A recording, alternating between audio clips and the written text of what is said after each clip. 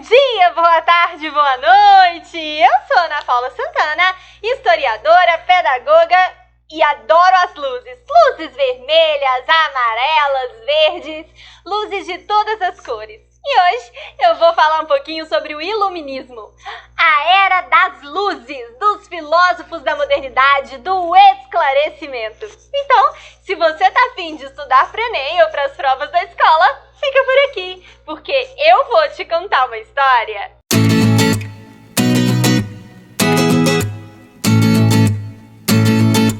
Iluminismo? O que é isso, gente? É de comer ou de passar no cabelo? Nenhuma das duas coisas. Iluminismo aconteceu no século XVIII, principalmente na Europa. E o que significou? Significou que vários pensadores, filósofos, várias pessoas começaram a entender o mundo e as coisas de uma forma um pouco diferente.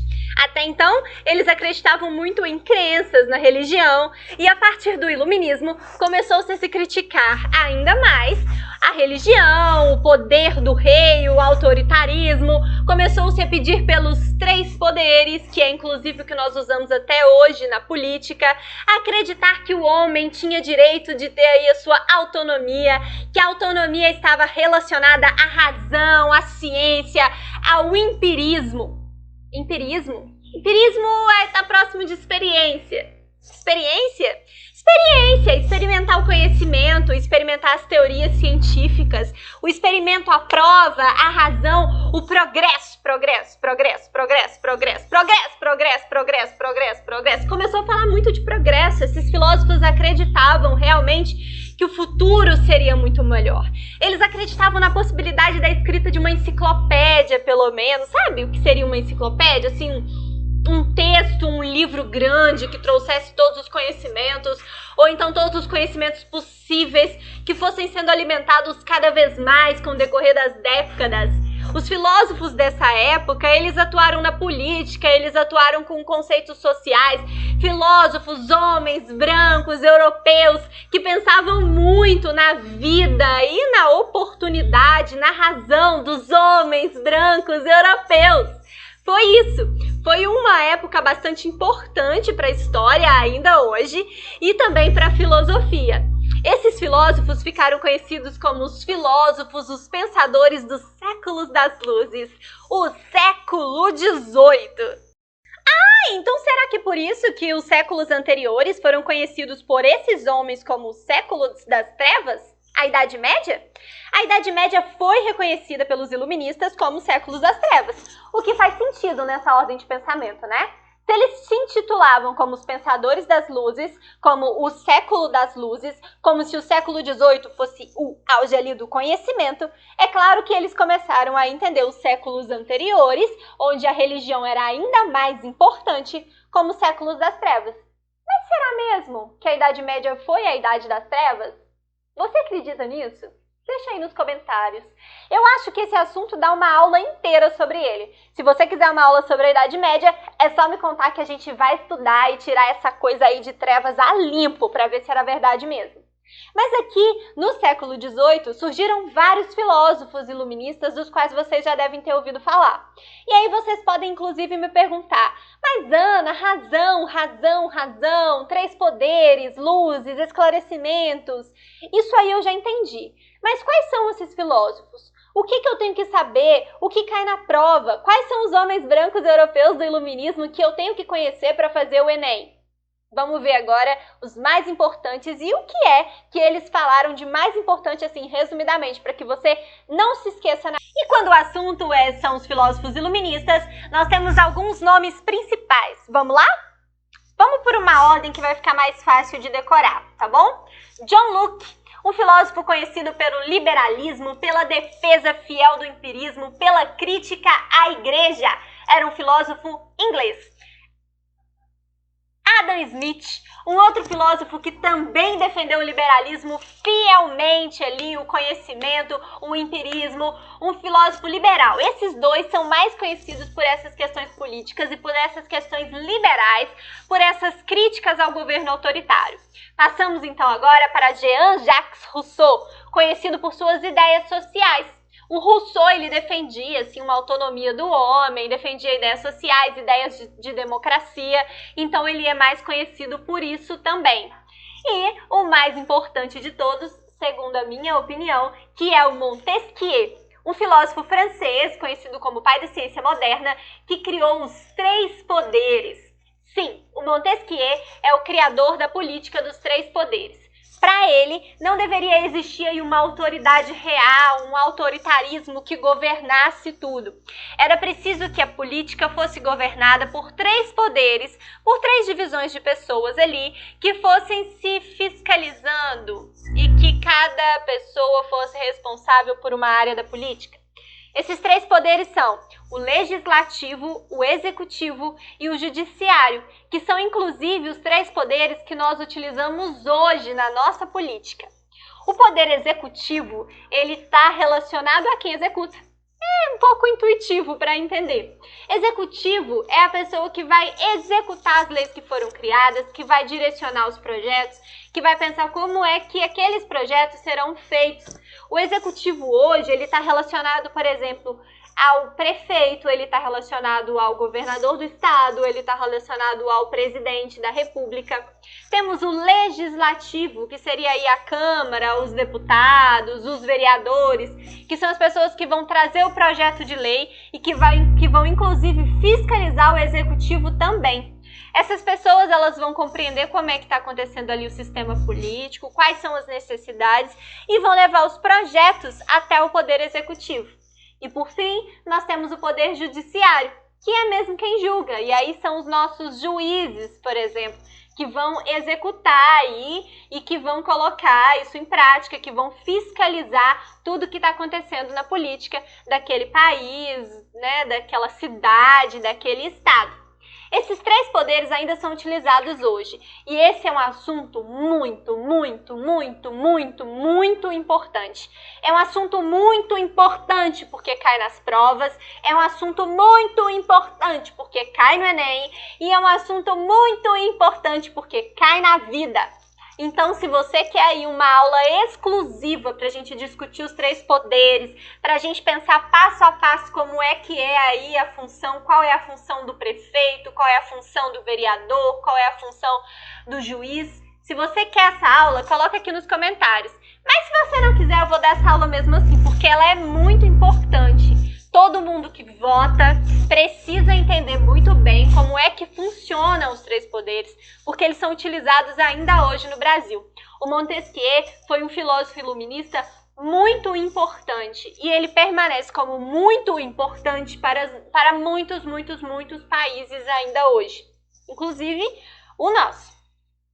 Fora aí o John Locke, o Adam Smith, que nós já associamos ao liberalismo, fora o Rousseau, que nós já associamos a uma teoria um pouco mais social, democrática, o Montesquieu, com essa questão da política, com a invenção dos 3 poderes, existia também o Diderot, que é um cara muito conhecido aí pela difusão do conhecimento, ele acreditava de fato na ciência, acreditava no conhecimento.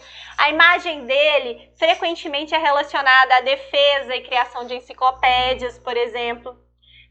Você conseguiu entender mais ou menos como é que funcionava essa linha dos filósofos? Filósofos liberais, filósofos sociais um pouco mais voltados para a democracia, filósofos mais políticos, filósofos mais direcionados para o conhecimento. Acho que esses são os mais importantes que você precisa realmente saber para fazer uma prova. O Rousseau é social, titanda, é democrata e popular, titanda. Montesquieu é o criador, titanda, dos 3 poderes, meu irmão, titanda. John Locke e Adam Smith, titanda, são 2 caras liberal, titanda. E o Diderot, titanda, ele é enciclopedial, titanda. E eu espero que nessa altura do campeonato você já esteja se perguntando por que é que eu repito tanto que esses filósofos iluministas eram homens brancos europeus.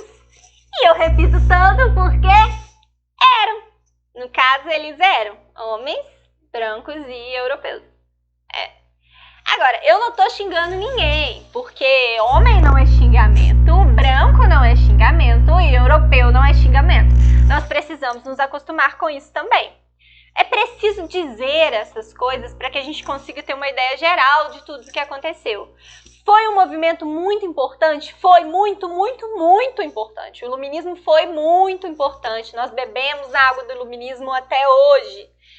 Mas foi um movimento criado por e para homens brancos europeus. Mesmo que isso não tivesse tão explícito assim em todas as falas, em todas as filosofias, em todas as teorias. Quando nós temos um único grupo de gênero, de raça, de classe, falando sobre alguma coisa, pensando política, pensando filosofia, esse grupo acaba pensando para ele. Então essas ideias de luzes, essas ideias de democracias, essas ideias de popular, essas ideias de liberalismo, de três poderes, elas foram pensadas por e para homens brancos europeus. Não é à toa que o feminismo do século XIX foi um grande crítico dessas ideias, desses autores, dessas teorias. Autoras e autores como Olympe Gouges, que foi uma autora muito importante ali do finalzinho do século XVIII, que influenciou muito o feminismo do século XIX. Autoras como Nízia Floresta, que é uma autora brasileira incrível, maravilhosa, perfeita. Se você não conhece a Nízia Floresta, precisa conhecer. Ela deve ter sido uma das nossas primeiras feministas. Autores como Stuart Mill, que também estava ali lutando a favor das causas feministas, Henriette Taylor, todas essas autoras e autores feministas criticaram as teorias iluministas. É claro que não com essas palavras, mas é como se elas estivessem dizendo: ah, beleza, legal aí, liberdade, autonomia, conhecimento, mas onde é que entra as mulheres aí nessa história de homem branco europeu?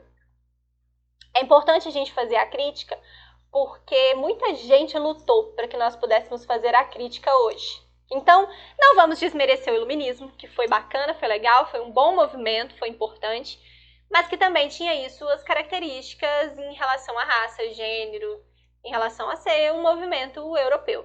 Agora, dizer que é um movimento que saiu da Europa, que foi pensado por e para homens brancos europeus nesse início, que foi liderado por eles, não significa dizer que esse movimento não chegou também no Brasil, que ele não influenciou o Brasil, porque influenciou. A partir daí, a partir da difusão desse conhecimento, outras pessoas, que não aquelas criadoras, acabaram aderindo também ao iluminismo, acabaram sendo influenciadas pelo iluminismo. A gente está falando de um século onde existiam viagens aí entre o Brasil e a Europa. Alguns jovens aqui do Brasil iam estudar na Europa, algumas pessoas iam viajar, políticos iam viajar para a Europa, literatos viajaram para a Europa. E aí essas ideias iluministas chegaram aqui também. Então elas estão presentes em alguns livros, elas estão presentes em discursos do Congresso, porque algumas pessoas começaram a defender o liberalismo aqui dentro do Brasil também. E elas estão presentes na Revolução, e elas estão presentes na Inconfidência Mineira.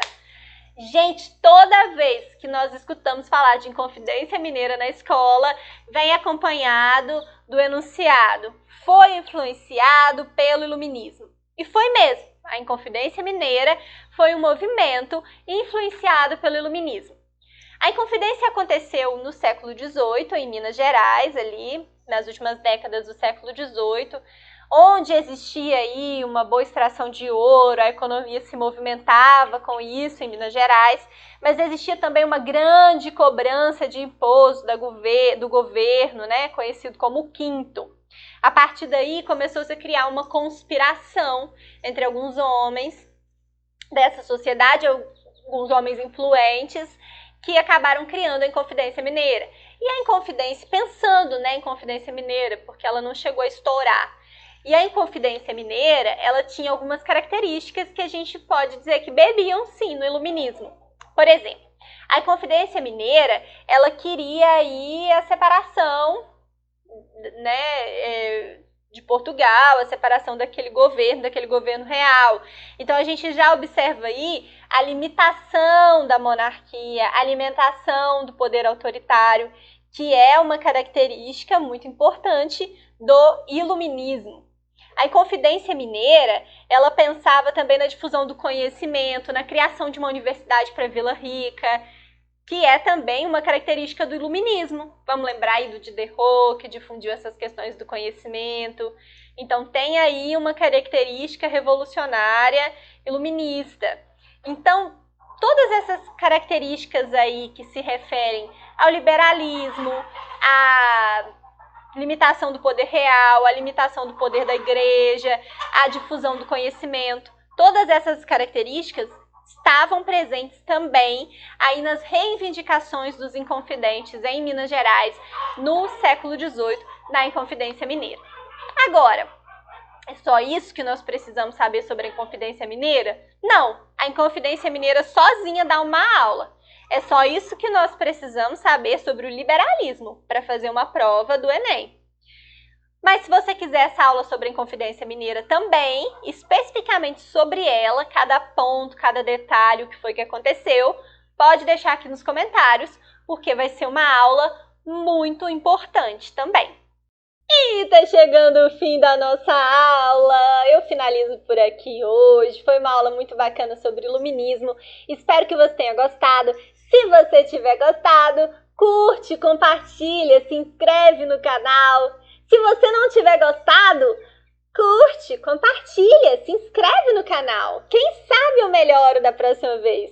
Se você tiver alguma sugestão de aula para me mandar, se eu tiver falado alguma coisa errada também, pode deixar aqui nos comentários, vamos construir esse canal juntos, porque aí na próxima da aula a gente corrige, a gente fala da sua sugestão.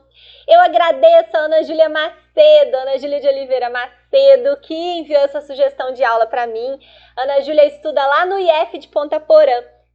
Muito obrigada pela sugestão, Juju! E eu quero receber aí a sua sugestão também. Qual vai ser a sua próxima prova da escola? Conta pra mim, vamos construir junto, vamos pensar juntos nas próximas aulas aqui desse canal. Eu vou ficando por aqui. Na próxima aula a gente ainda continua falando aí sobre o iluminismo. Só que nós vamos discutir questões de Enem e de vestibular que caíram sobre o iluminismo. Questões que caíram anteriormente, as questões que caem principalmente, as principais dúvidas, o que é que você precisa saber para fazer e para responder uma questão de história no Enem. Vamos pensar em estratégias juntos para responder essas questões de iluminismo, beleza? Eu fico por aqui então, um beijão para você e até a próxima!